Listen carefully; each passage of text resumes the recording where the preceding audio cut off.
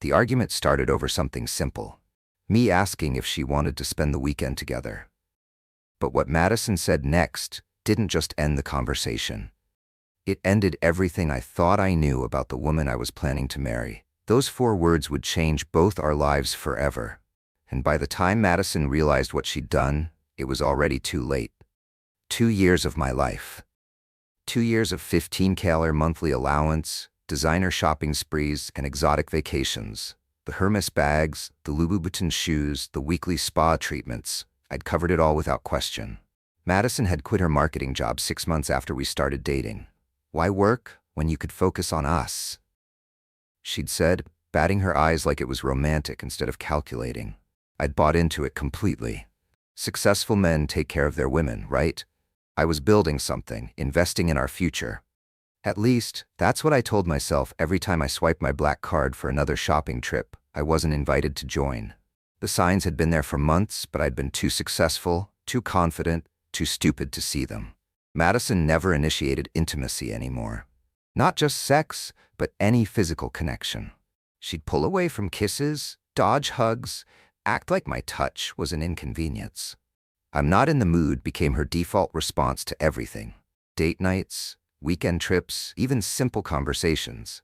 She was always too tired, too stressed, or too busy with whatever she did all day in my penthouse while I built the empire that funded her lifestyle. But I kept believing her promises that things would change, that she was just going through something. That morning started like any other. I'd made my usual 5 a.m. gym session, closed a $2 deal before most people had their first coffee, and came home to find Madison exactly where I'd left her, in bed, scrolling through social media like it was her full-time job. "Good morning, beautiful," I'd said, kissing her forehead. She barely acknowledged me. I should have known then that something was about to break. The house felt cold despite the California sunshine streaming through our floor-to-ceiling windows. Madison felt like a stranger living in my space, and I was about to find out just how right that feeling was. The conversation happened while I was making lunch. Something simple, suggesting we take a weekend trip to my place in Aspen. Just us. No distractions, some quality time together after 3 weeks of barely connecting. Madison barely looked up from her phone. "I'm busy this weekend." "Busy with what? Your calendar's been empty for weeks." That's when her mask slipped. The sweet, appreciative woman I'd been supporting for 2 years vanished, replaced by someone cold and calculating. "Carter, listen carefully," she said, setting down her phone with deliberate precision. "I don't owe you intimacy.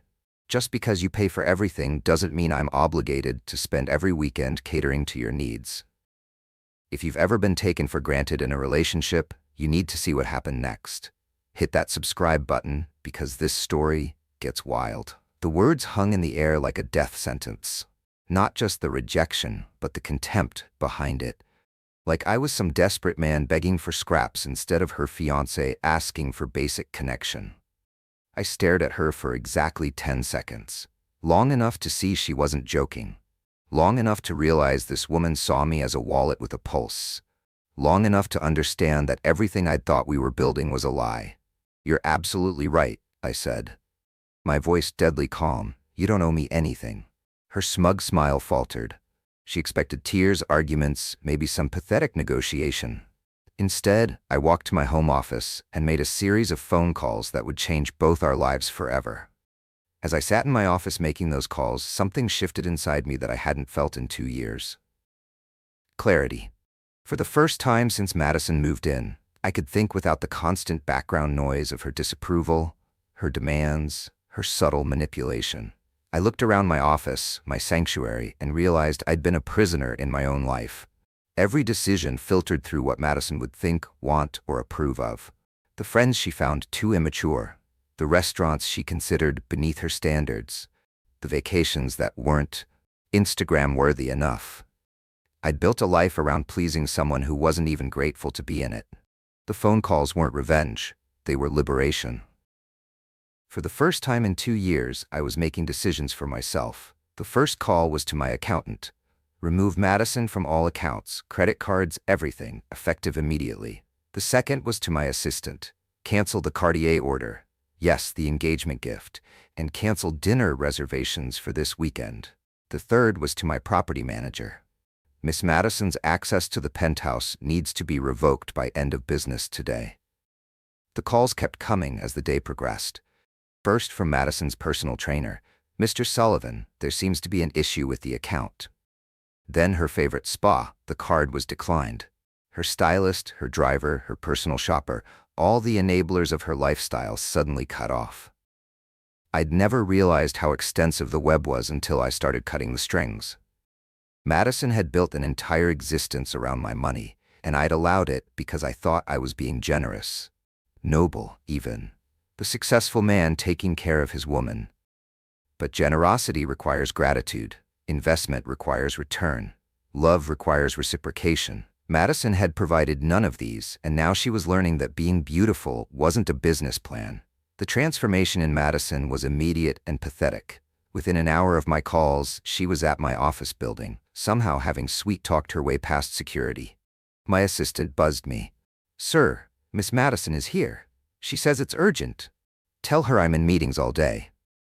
Through my office window, I watched her pace the marble lobby in $2,000 heels I'd bought her last month. She was making calls, probably to friends, probably realizing that her lifestyle was about to disappear.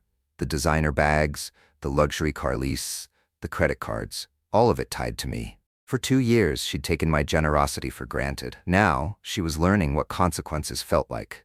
The panic in her movements was almost artistic, desperation disguised as determination. Madison appeared in my doorway an hour later, having somehow convinced my assistant that it was a family emergency. "What are you doing?" she demanded, her composure cracking. "Following your philosophy," I replied without looking up from my computer. "If you don't owe me intimacy, I don't owe you access to my lifestyle." "Baby, I didn't mean it like that. I'm just stressed." "No, you meant exactly what you said. And I respect that, but respect goes both ways." I stood up and looked at her, really looked at her. For 2 years, I'd been pouring money, time, and energy into someone who saw it all as her due. The designer clothes I bought her, the expensive dinners, the vacations, the luxury apartment I was paying for, none of it had earned me even basic affection. "Here's what's happening," I continued. "You're going to find your own place, one you'll pay rent for yourself, and figure out what you actually bring to this relationship besides your presence." The color drained from her face. "You can't be serious." "Madison, you just told me you don't owe me intimacy. Fine, but I don't owe you my resources, my time, or my commitment either. Congratulations, you're finally independent." That night, I did something I hadn't done in months. I called my boys for drinks, real friends who'd been increasingly absent from my life because Madison found them immature and beneath us. "Bro, where the hell have you been?" Marcus asked when I walked into our usual spot downtown. "Learning an expensive lesson about the wrong woman," I replied, signaling for top-shelf whiskey. "Bro, we need to talk," Marcus said, pulling me aside after our third round. "About Madison." "I already know what you're going to say." "Do you? Because we've been watching this train wreck for 2 years, and you were too whipped to see it." Jalen joined us, drink in hand. "Remember your birthday last year?" I did remember. Madison had complained the entire night about the restaurant I'd chosen, spent the dinner on her phone, and left early because she had a headache. I'd spent my birthday apologizing to my friends for her behavior. "Or the Lakers game?" Marcus continued. "You had courtside seats, and she made you leave at halftime because she was bored." "What about your promotion celebration?" Jalen added. "The biggest deal of your career, and she couldn't even pretend to be proud. She spent the night telling people how stressful your success was for her." The memories hit like physical blows. Every achievement, every celebration, every moment that should have been about us had somehow become about her comfort, her preferences, her mood. I'd been so focused on keeping her happy that I'd forgotten what being happy felt like. As I told them what happened, I watched their expressions shift from confusion to anger to something like relief. "Dude, we've been waiting 2 years for you to wake up," Jalen said. "She was using you." "Using me how?" "Come on, man. When's the last time she paid for anything? When's the last time she planned something for you? When's the last time she seemed genuinely happy to see you?" The questions hit like physical blows because I couldn't answer a single one. Madison hadn't paid for a meal, planned a date, or shown genuine enthusiasm for our relationship in over a year. I'd been so busy trying to make her happy that I'd forgotten what being happy felt like. Subscribe if you want to see more stories about men who chose self-respect over settling. Because what Carter found next proves that upgrading your standards changes everything. She's probably blowing up your phone right now, Marcus predicted. He was right. 17 missed calls, 43 text messages ranging from apologies to accusations to threats. The evolution was fascinating to watch. Baby, I'm sorry, let's talk. You're overreacting. I didn't mean it. This is childish. Call me back. You can't just cut me off like this. I'm coming over. We need to fix this. But I was done fixing things. I was done being the only person invested in our relationship. Over the next week, I did something revolutionary. I lived for myself. I worked out without scheduling around her preferred gym times. I made dinner plans with friends she'd never approved of. I bought a motorcycle she'd always called dangerous and immature. Most importantly, I started dating. But what happened at a charity auction 3 weeks later would show me the difference between settling for someone and finding your perfect match. Not rebound sex or desperate validation, actual dating. Women who were excited to spend time with me, who contributed to conversations, who seemed grateful for my attention instead of entitled to it. The charity auction was for children's heart surgery, something close to my heart since my company had donated the software for several pediatric hospitals. I was bidding on a surgical training simulator when I noticed the woman next to me. The auction raised $2.3 million that night, but the real prize wasn't what money could buy. When Brooklyn won the mentorship program with a $50K bid, using her own money, not asking anyone else to fund her generosity, I knew I was watching someone completely different from Madison. She wasn't just beautiful, though she was stunning in an understated way that Madison's high-maintenance glamour had never achieved. She was focused, intent, genuinely engaged with the cause. When she won the mentorship program, she actually cheered. Planning to change some lives? I asked during the cocktail reception. Already am, she smiled, and I noticed she wasn't wearing any jewelry except simple diamond studs. No designer dress, no obvious displays of wealth. But she carried herself with a confidence that came from achievement, not accessories. I'm Brooklyn Chen, she extended her hand. And you're Carter Sullivan. I know your work with hospital management systems. It was the first time in 2 years someone had known me for my accomplishments rather than my bank account. We talked about pediatric medicine, about technology's role in healthcare, about making a difference. No mention of designer brands, Instagram followers, or where we'd been photographed. It was the most interesting conversation I'd had in years. Our first date was supposed to be a quiet dinner at a small Italian place downtown. Nothing flashy, nothing Instagram-worthy, just good food and conversation. Madison would have hated it. Brooklyn loved it. This reminds me of medical school, she said, twirling pasta with genuine enthusiasm. We'd study at this little place near campus. Best marinara sauce I've ever had, and the owner always asked about our exams. She talked about her patients with a passion I'd never heard Madison express about anything except sales at Bergdorf's. Brooklyn described a 7-year-old who'd undergone heart surgery, how his first post-op words were asking if he could play soccer again. What about you? She asked. What made you choose tech? It was such a simple question, but Madison had never asked it. She'd never wanted to know about my work beyond how much money it made. Brooklyn listened as I explained my first startup, the failures, the breakthrough that led to my current success. That's incredible, she said, and I could tell she meant it. You're literally saving lives through efficiency, making hospitals work better, doctors work faster. You're probably responsible for thousands of successful surgeries. I'd never thought about my work that way. Madison certainly never had. Our first date was supposed to be dinner. It turned into dinner, drinks, a walk through the city, and breakfast the next morning. Not because we were sleeping together, but because we couldn't stop talking. You know what's refreshing about you? Brooklyn said over coffee at sunrise. What's that? You don't act like you're doing me a favor by being here. Most wealthy guys I meet, act like their attention is some kind of gift I should be grateful for. The comment floored me because it highlighted everything that had been wrong with Madison. She had treated my attention like a burden, my affection like an obligation, my efforts like an expected service. Meanwhile, Madison's messages were becoming increasingly unhinged. I saw you with someone at Nobu. We need to talk. You can't just replace me like I'm nothing. I'm willing to work on things. Don't throw away 2 years. She's not better than me, you know that. But Brooklyn was better. Not more beautiful or more successful, just better at being a partner.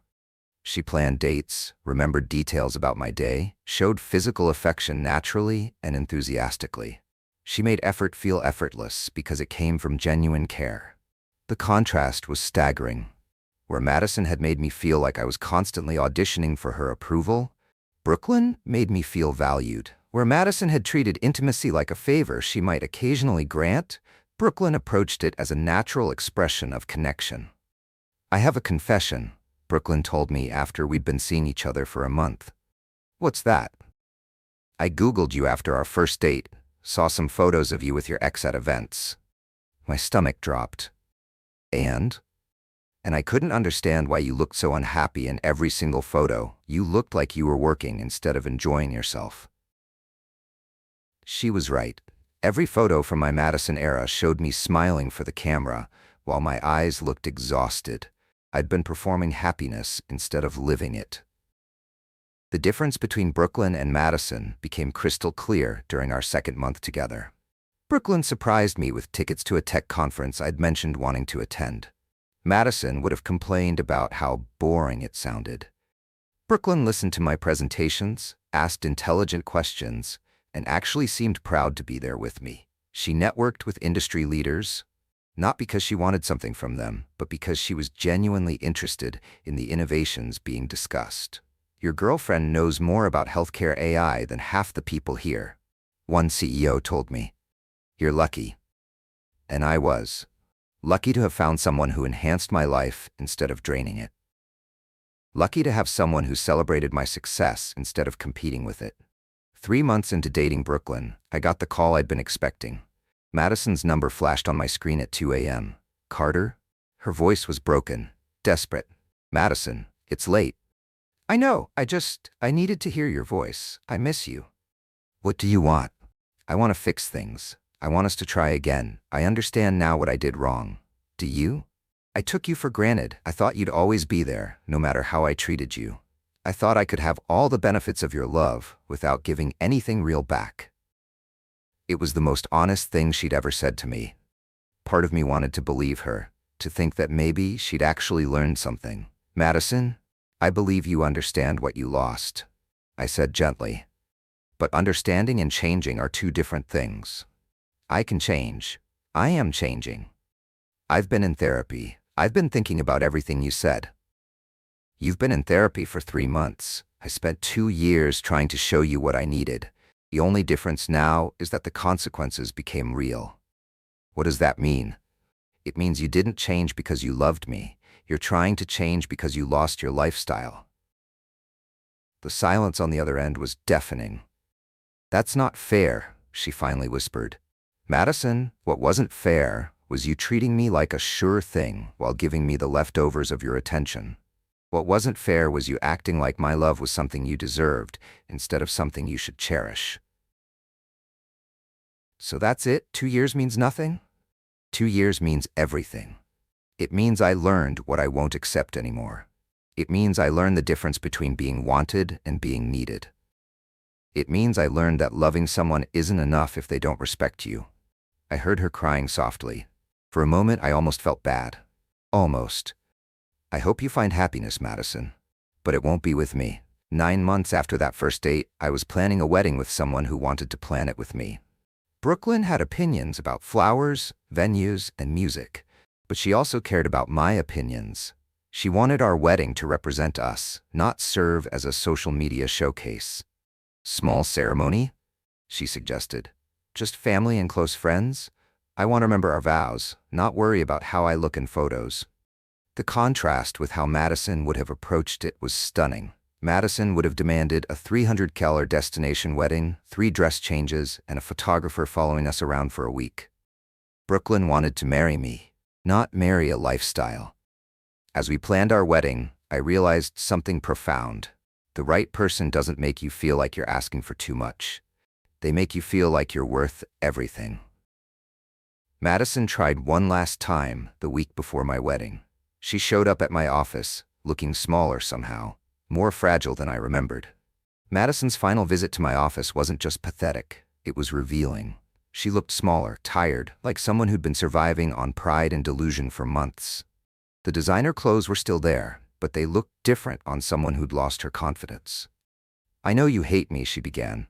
"I don't hate you, Madison. I pity you." "That's worse." "Is it?" "Because hate would mean you still mattered to me. Pity means I recognize you as someone who destroyed something good because you couldn't value it while you had it." She had nothing to say to that. There was nothing to say. "I heard about the engagement," she said quietly. "Congratulations seems appropriate," I replied. "I wanted to apologize for everything. I know I hurt you, and I know I didn't understand what I had until it was gone." "I appreciate that. Do you think," she paused, struggling with the words, "do you think things could have been different if I'd understood earlier?" It was a fair question. Could our relationship have been saved if she'd recognized her behavior before I reached my breaking point? "Maybe," I said honestly. "But Madison, the issue wasn't that you didn't understand. The issue was that you didn't care enough to understand until it affected you." She nodded, fresh tears in her eyes. "Brooklyn's lucky. We're both lucky," I corrected. "Because we both choose each other every day." After she left, I sat in my office looking out at the city skyline, thinking about the journey that had brought me here. Madison had taught me the most valuable lesson of my life. Never accept less than you deserve from someone, no matter how much you love them. Last I heard through mutual connections, Madison was working retail again, living with roommates, finally learning what independence actually costs. Meanwhile, Brooklyn and I were planning our future together. A future built on mutual investment, not one-sided sacrifice. The woman who told me she didn't owe me intimacy had been right about one thing. Nobody owes anybody anything. But relationships aren't about obligation. They're about choice. Every day you choose to invest in someone, and they choose to invest in you. The moment someone starts keeping score, starts calculating what they owe versus what they receive, the relationship is already over. Love doesn't count costs, it multiplies benefits. Standing at the altar months later, watching Brooklyn walk toward me with tears of joy in her eyes, I felt nothing but gratitude. Gratitude for Madison's cruelty, which had forced me to value myself. Gratitude for my own strength in walking away. And gratitude for finding someone who saw loving me not as a burden, but as a privilege. Because that's what everyone deserves. Someone who chooses them completely, without reservation, without keeping score. Madison had been right. She didn't owe me intimacy, but Brooklyn wanted to give it to me. And that made all the difference in the world. The lesson isn't that relationships are transactional, it's that they should feel effortless with the right person. When someone makes you feel like you're asking for too much, you're asking the wrong person. Know your worth, protect your peace, and never apologize for expecting the same energy you give. Because at the end of the day, you don't owe anyone more than they're willing to give in return. Thanks for watching. Hit that subscribe button if this story resonated with you, and remember, the right person will never make you beg for their love.